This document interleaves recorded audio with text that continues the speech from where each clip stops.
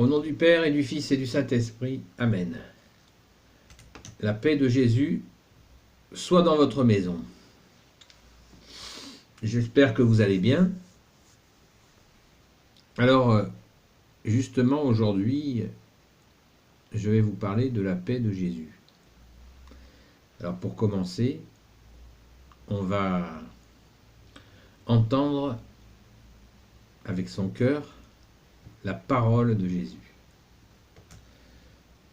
Alors, il s'agit de Luc, chapitre 10, verset 5.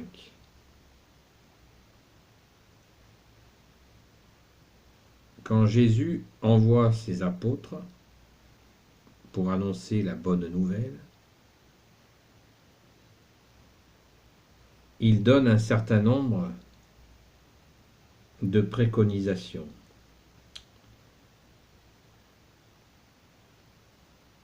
Je répète, Luc chapitre 10, verset 5.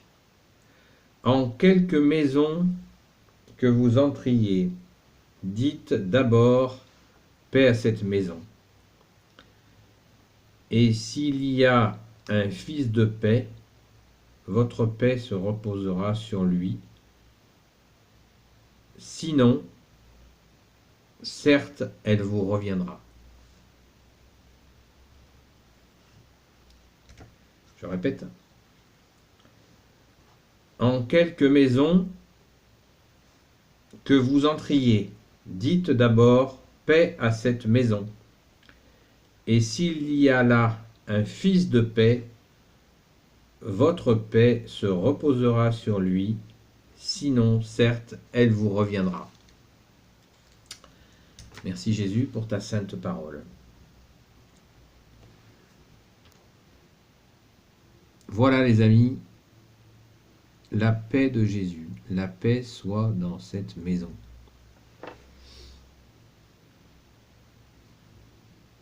C'est une grande grâce que la paix dans ce monde agité, plus qu'agité, d'être dans la paix. D'avoir la paix, c'est précieux. Précieux qui veut dire près des cieux. La paix de Jésus soit dans votre maison. Cette paix si précieuse, nous devons la chérir, la protéger, la rechercher, l'entretenir et éviter ce qui peut nous en éloigner. Ce qui ne veut pas dire qu'il faut se mettre en dehors du monde, mais bien nous sommes dans le monde, mais pas du monde. Je vous ai déjà expliqué dans une vidéo la différence entre être dans le monde et être du monde. Donc, quand nous recevons la paix de Jésus, c'est bien pour vivre dans le monde sans être du monde, de façon à être libre, à rester libre dans le monde, de ne pas être enchaîné par les choses du monde, comme la télé, comme le cinéma, comme je ne sais quelle autre activité où nous pourrions devenir dépendants des choses du monde. Il y a des dépendances. La télé est le plus gros morceau. Et comme nous avons la paix de Jésus, nous sommes libres. Après, il y a des chaînes plus sévères encore, comme l'alcool, la cigarette, la pornographie, toutes ces choses qu'on appelle poliment des addictions. Mais la plus grosse est la télévision.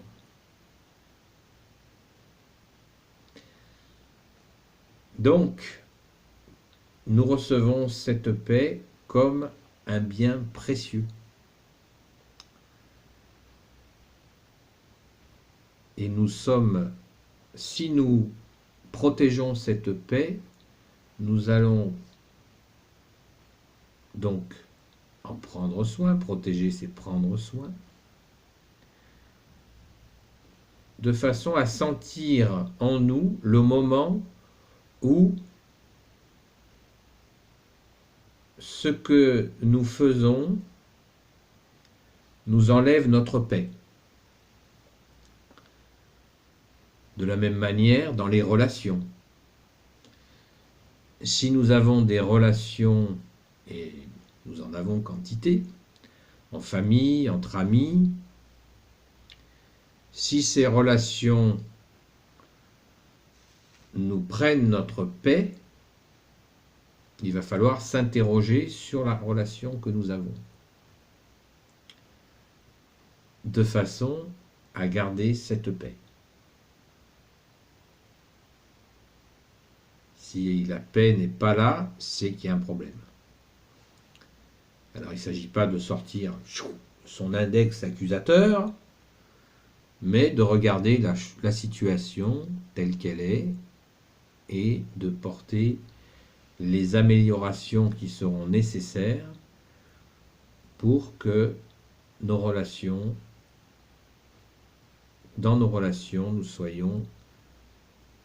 nous puissions garder notre paix.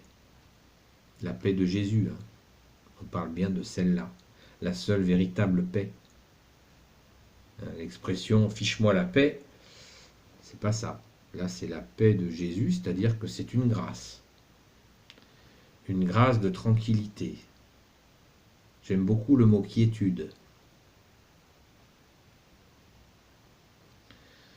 Et si nous sommes tout le temps affairés, à faire ci, à faire ça, wow, la maison n'est pas propre, impeccable, allez hop, j'y vais, alors que j'ai envie de me reposer. J'ai envie d'un peu de tranquillité, de quiétude. Même dans une maison qui n'est pas parfaitement propre, je me repose. Je choisis ce temps de calme pour être avec Jésus, tranquille. Car Jésus, dans ces moments de paix, nous nourrit. Comment voulez-vous qu'il nous nourrisse si nous courons partout? C'est très difficile. Vous pouvez faire quelques lectures, il ne s'agit pas de tout lire. Vous lisez une page d'évangile ou même un chapitre, un verset. Il y a quantité de prières, ou vous pouvez aussi bien sûr méditer sur un événement qui vous est arrivé, essayer de le comprendre, peut-être une décision à prendre. La paix. Et il n'y a que la paix de Jésus qui va nous aider à progresser dans nos vies vers ce que souhaite Jésus pour nous, c'est-à-dire le meilleur. Puisque Jésus nous libère et nous aide à développer les dons qu'il a déposés en nous. Et nous en avons tous. Il faut développer ces dons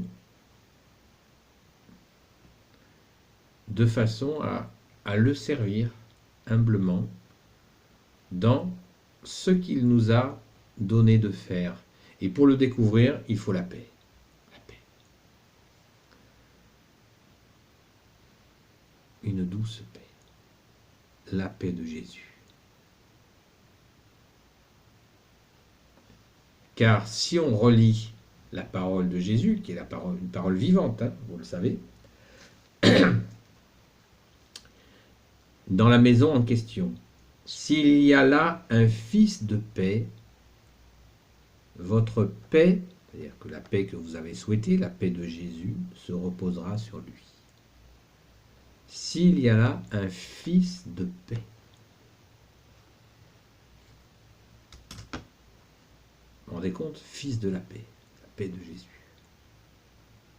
C'est-à-dire que c'est à nous de reconnaître cette paix qui vient. Sinon, elle vous reviendra.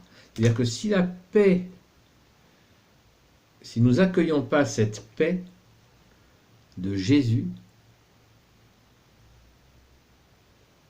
elle reviendra de là où elle est venue. Et elle ne va pas se féconder, elle ne va pas prendre sa place.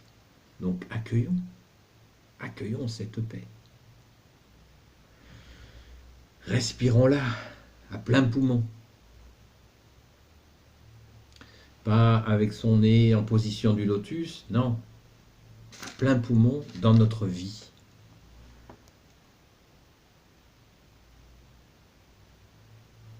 Et protégeons-la, elle est précieuse. Voilà les amis,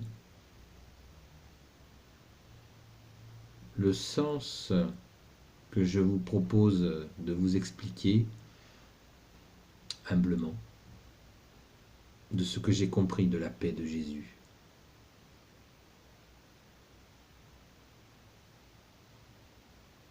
Merci Jésus pour cette paix que tu nous donnes et que si tu le veux bien, tu offriras à ceux qui la voudront. Car tu es la paix. C'est toi qui es la paix, Jésus, et toi seul peux nous la donner, gratuitement. Amen. Les amis, au nom du Père et du Fils et du Saint-Esprit, Amen. Merci Jésus, merci Marie, merci Saint Joseph, merci Marie-Madeleine, merci Saint Michel-Archange. Jésus, toi qui peux tout et qui porte tout, de vous bénir. Et je vous dis à bientôt. Et d'ici là, la paix soit dans votre maison. À bientôt.